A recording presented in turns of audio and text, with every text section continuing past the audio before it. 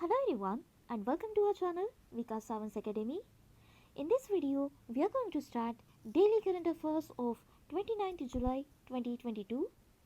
But before starting this session, if you have not subscribed our channel, then subscribe it and press the bell icon for further notifications. So let's start with the first news. Total number of Ramsar sites in the country to 54. तो पहले जितने थे उससे बढ़कर अब हो गए हैं रामसार साइट्स 54। तो रामसार साइट्स का मतलब होता है कि रिवर या लेक में जो बीच बीच में चलने के लिए जो जगह होती है, ओके, तो उसे कहा जाता है वेटलैंड।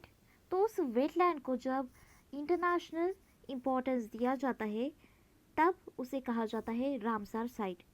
मतलब ये जैसे पर्टिकुलर एक वेटलैंड है, इसे डिक्लेयर कर दिया इंटरनेशनल इम्पोर्टेंस, तो इसे कहा जाएगा रामसार साइट्स। ओके, सो 5 न्यू वेटलैंड्स को डिक्लेयर किया इंटरनेशनल इम्पोर्टेंस। तो इसमें इंक्लूडेड है कैरिकिली बर्ड सेंचुरी, जो कि उसके बाद marsh reserve forest and Pichavaram mangrove जो कि तमिलनाडु में है। उसके बाद जो पाला वेटलैंड है मिजोरम में है, सख्या सागर जो कि मध्य प्रदेश में है। तो ऐसे टोटल 5 वेटलैंड्स ये ऐड किए गए हैं। इसके बाद जो टोटल नंबर्स हुए वो है 54। और इसके अलावा वर्ल्ड वेटलैंड्स डे के दिन इसी साल 2 न्यू वेटलैंड्स ऐड किए गए थे रामसार साइट्स में। वो है खिजादिया वाइल्ड लाइफ सेंचुरी और जो कि गुजरात में है, और बखीरा वाइल्ड लाइफ सेंचुरी जो कि है उत्तर प्रदेश में।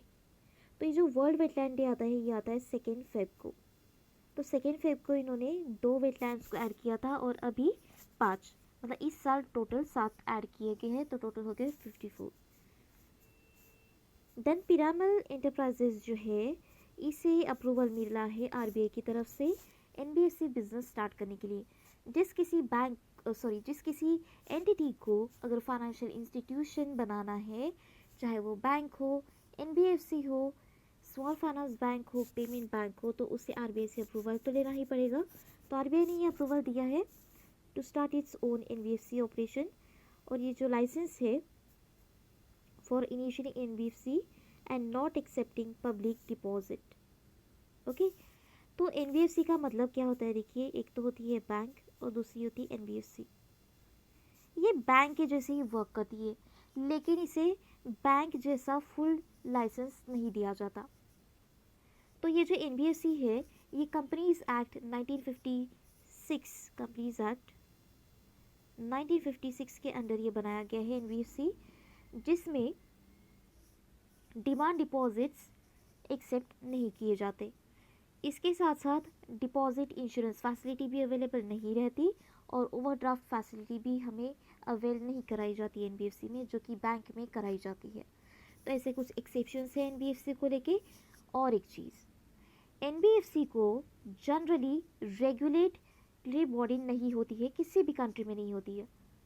किसी भी कंट्री में अगर किसी फॉरेन कंट्री में अगर एनबीएफसी है तो उसके लिए कोई फाइनेंशियल इंस्टीट्यूशन तो कहलाता है ये, लेकिन इसके लिए रेगुलेटरी बॉडी नहीं होती, जैसे आरबीआई है हमारे यहाँ। लेकिन हमारी कंट्री में एक्सेप्शंस है एनबीएफसी को लेके कि एनबीएफसी को यहाँ पर आरबीआई रेगुलेट करेगी ताकि कोई फाइनेंशियल लॉस ना हो, कोई डिज़ास्टर ना हो, इसलिए। तो ये एक डिफरेंस है इसका। तो हम देखते हैं next news. Newly launched smart e beat system for Gurugram police.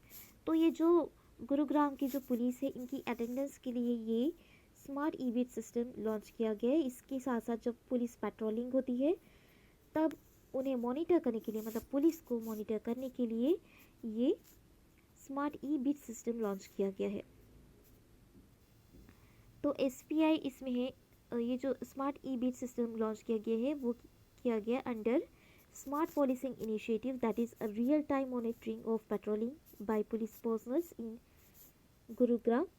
इसके साथ ई स्मार्ट बीट सिस्टम भी लॉन्च किया गया है सो दैट पूरे एरिया में जितने भी 33 पुलिस स्टेशन है वो कवर किए जाएंगे, अर्बन एरिया के जो 33 पुलिस स्टेशन है।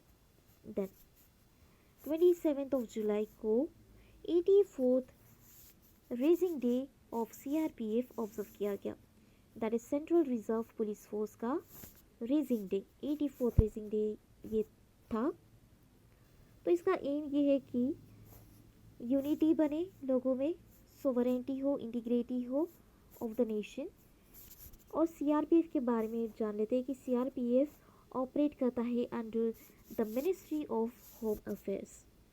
Okay, ministry of home affairs में ये वर्क करता है।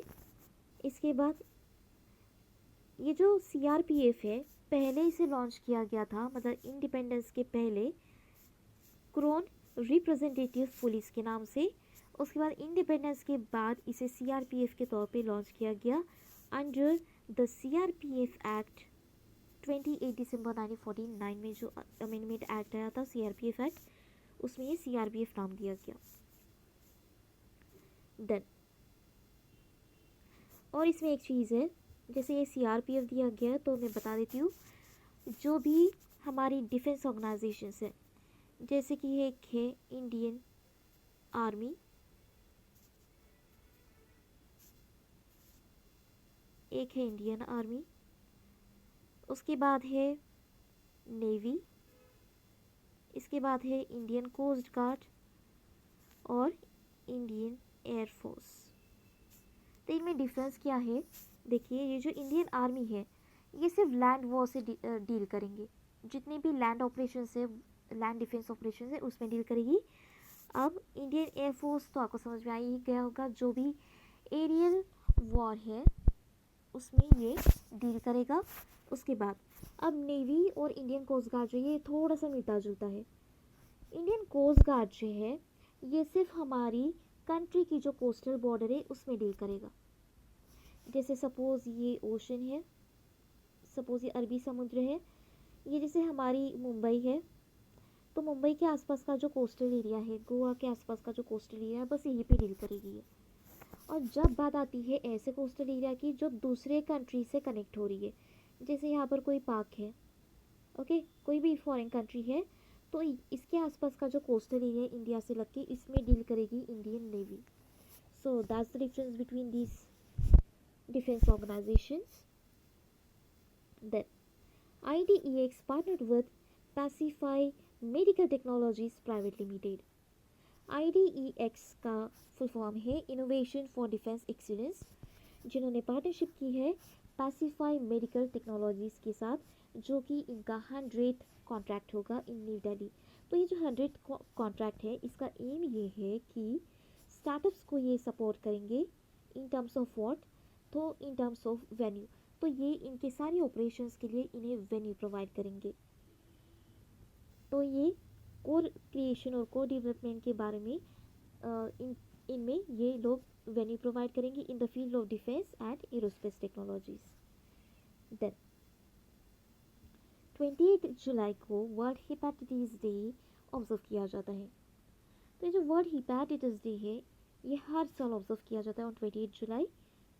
तो इसका एम ये है कि जो वायरल हेपेटाइटिस है, जिससे कई सारे डिजीजेस हो सकते हैं इंक्लूडिंग लीवर कैंसर, तो इसके बारे में अवेयरनेस बढ़ाए लोगों में और इसके अगेंस्ट एक्शन ली जा सके, और इसके साथ साथ जो भी नीड है ग्रेटर ग्लोबल रिस्पांस के लिए ये भी इसमें उठाई जाएगी। So that's the aim of world hepatitis day and the theme of this year is bringing hepatitis care closer to you. So now move on to the next news. RBI ने approval दिया है bidders को कि वो IDBI में 40% से ज़्यादा stakes acquire कर सकते हैं। तो ये जो अप्रूवल दिया आरबीआई ने दिया, लेकिन यूनियन गवर्नमेंट ने, मतलब सेंट्रल गवर्नमेंट ने इन्हें रिक्वेस्ट की है कि इन्हें बिडर्स को अप्रूवल दिया जाए। तो आरबीआई की तरफ से तो अप्रूवल मिल गया, लेकिन जैसे कि आईडीबीआई में मेजॉरिटी स्टेक्स है एलआईसी के इसमें 51% स्टेक्स है, तो परमिशन सिर्फ आरबीआई से नहीं मिलेगी बल्कि एलआईसी से भी परमिशन ली जाएगी।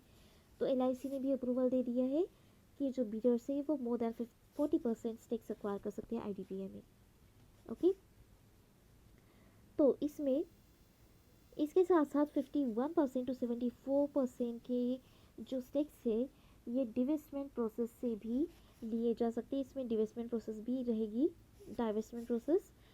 तो इसलिए इन्होंने कहा है कि बीडर्स जो है, और ऐसे बीडर्स जो कि नॉन फाइनेंशियल एंटिटीज़ है, ऐसे बीडर्स भी इसमें 40% स्टेक्स एक्वायर कर सकते हैं। Then newly appointed president of Albania. तो मेजर जनरल जो थे, मेजर जनरल और chief of general staff of the Albanian armed forces, जिसमें थे बजरंग बेगाच, तो इन्हें इलेक्ट किया गया as the president of the republic of Albania, जिनका टेन्योर रहेगा 5 ईयर्स के लिए।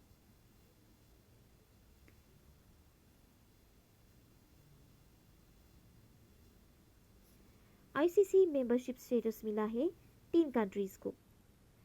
तो एशिया में से मिला है 2 कंट्रीज़ को, that is Cambodia and Uzbekistan. उसके बाद अफ्रीका में से है कोटी दी आइवोर। ओके, तो ICC annual conference in Birmingham taking ICC's total members to 108 countries. तो इसके साथ साथ ये 3 कंट्रीज ऐड हो गई है, तो टोटल हुई है 108 कंट्रीज़। ओके, तो इस इंक्लूडिंग 96 एसोसिएट्स, इसमें से 96 एसोसिएट्स रहेंगे और 25 रहेंगे Asian countries, while Cote d'Ivoire is the 21st country from Africa. ये क्वेश्चन पूछ सकते हैं कि कोटी दी एवर कौन सी कंट्री है, तो ये 21st कंट्री है। तो ये थे आज के हमारे 29 जुलाई 2022 के current affairs. So that's all for today. Thank you.